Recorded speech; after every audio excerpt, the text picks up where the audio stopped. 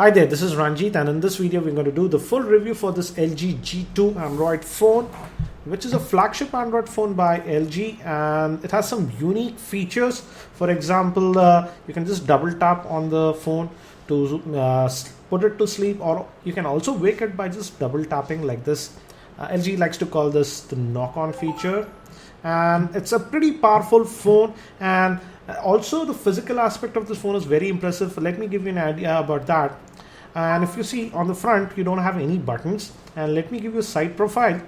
On the top also, if you'll notice that there are no buttons, and on this side also actually no buttons. On the bottom we have two openings for the speaker phone, and this is the micro USB slot and 3.5mm headphone jack. And on the left hand side also there are no buttons. So where did all the buttons go? Actually, the buttons are at the back, and we have the power button. This is the power button, and we have the volume rocker also here, and we have a 13 megapixel camera and an LED flash. And it took me about 2 days to get used to this position, because generally when you hold the phone, your index finger rests here and you can easily adjust the volume and also wake the phone or go to sleep. And again, you do have that option of knock on, that's double tap. So it's a very interesting design. And now coming to the screen also, this LG G2 sports a 5.2 inch screen, and that's a full HD 1080p screen. To give you an idea, let me bring this Samsung Galaxy S4 beside. This has a 5-inch screen, and the LG has a 5.2 inch screen. One thing I did notice is in terms of the size, actually they're very similar. You would expect that the LG G2 would be significantly bigger because it has a 5.2 inch screen, but that's not the case. Yes, it's marginally bigger than the Galaxy S4, but not by a big margin. As you can see, it's slightly bigger. So LG did an incredible job of fitting a 5.2 inch screen on this device. And again, the build, I would say it's actually very similar to Galaxy S4, that is plasticky. You see this pattern, but again, it's very glossy plastic, and I would say it's overly glossy, and it does not provide a good grip. That's a little bit of a con. Also, coming to the battery, LG opted for a sealed battery. The battery on this LG G2 is a 3000 milliampere battery, and it's not user replaceable. And before we proceed, I want to thank Faisal Communications for providing this unit for review. And now coming to the pricing, another thing that LG did is that this LG G2 does not have any micro SD card slot, so you are stuck to the storage that you get. Fortunately, we have two variants that are available, the 16 gigs and the 32 gigs.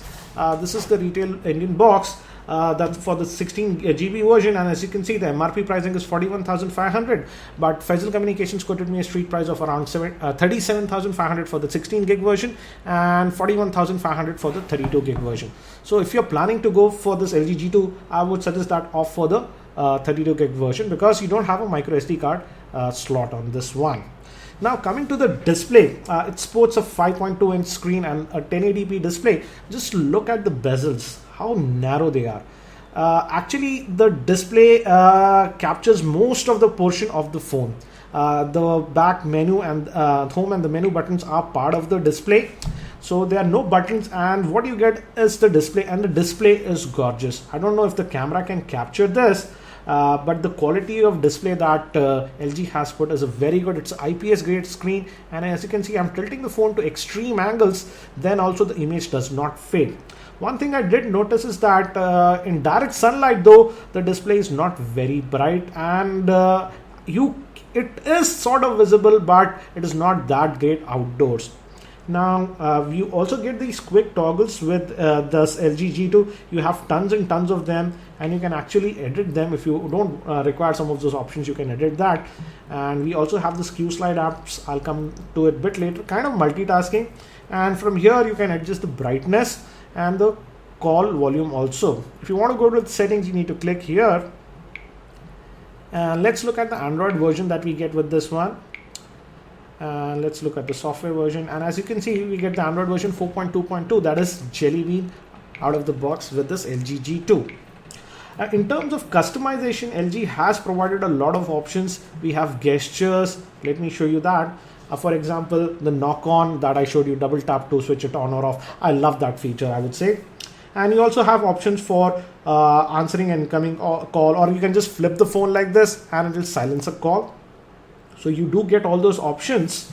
And coming to let me also show you some other options. For example, you can even customize these back, home and the menu key. Let's go to display, and these are the front touch buttons, and you can even customize this. So that's actually quite interesting. I would say the amount of customization that LG has offered is very good. But one thing I did not like is this interface, what do you say, is very cartoonish. It's a little bit, some people might not like it. But if you can get over it, it does provide a lot of functionality. And we have the custom LG interface, and as you can see, you have this 3D effects when you move around. But even with all these 3D effects, the phone is very snappy to operate. And the reason for that, it's a pretty powerful phone based on the Snapdragon 800 chipset. It sports a 2.26 gigahertz quad-core processor. The GPU is Adreno 330 GPU, and it has 2 gigs of RAM. So even in the specs department, it's a pretty powerful phone. And another good thing is that the rear-facing camera is a 13 megapixel shooter, and it has optical image stabilization. So even if you take videos outdoors and you're walking around, the videos come out to be actually very good. The video quality that I got with this phone was excellent.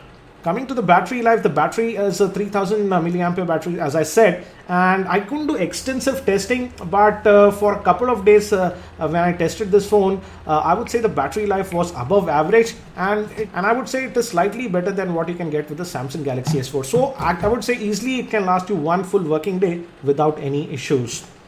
Another thing is that let me show you, we have the earpiece, we have all the sensors, we also have a notification light over here, so if you get a missed call, etc., this will glow. The front facing camera is a 2.1 megapixel, and I did some Skype calls and even Hangouts, and I have to say the front facing camera video quality was excellent.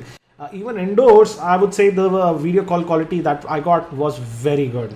And we also get all the features like NFC, etc. It's a high-end phone, so we do get all those features. And we are connected to our Wi-Fi network. So let's quickly fire up the web browser. And it's going to our website, that's techtubas.com. And let's try the pinch to zoom gesture. As you can see, it's very responsive. And let's just open up one of the stories. We have a YouTube video embedded in this web page. Let's change the orientation now, and as you can see, that was also very quick, no issues. Let's try to play this video. Hi there, this is Ranjit from techtubas.com. See the viewing angles? Oh, very good. This new game by Gameloft, that's Asphalt 8. And as you can see, it could play it without any issues. Though the speaker volume, they are dual speakers, it's pretty decent, I would say. One thing I did notice is that particularly when you're gaming in this orientation, you hold the phone like this and the speakers just get blocked. So that's the little bit of an annoying factor that I had. But you will get used to it. I started to play the games holding the phone a little bit away because if you hold it tightly, the speakers just get blocked. Coming to gaming, I also tried this phone with a lot of high-end games and casual games, and I had some very good experience. I have actually made a dedicated video regarding the gaming performance, so you can check out that for more info. But in gaming, and also I did try it with a lot of benchmarks, and we got some very good scores even in benchmarks. So it's great for gaming also. Coming to media playback also, I had some very good experience. Let me just fire up the built-in video player app. One more thing is that USB OTG support is there with this LG G2. I tested it and it works fine. These are some of the videos that are on this page. So let's just open up one of the video. One thing I noticed is that this is the default app, and when you play the videos, the brightness level goes a little bit up automatically. And just look at it. I'll just mute the volume. Just look at it. You get immersed in this because most of the part is just the screen, and the video quality is very good. Again, as I said, the viewing angles are also very good.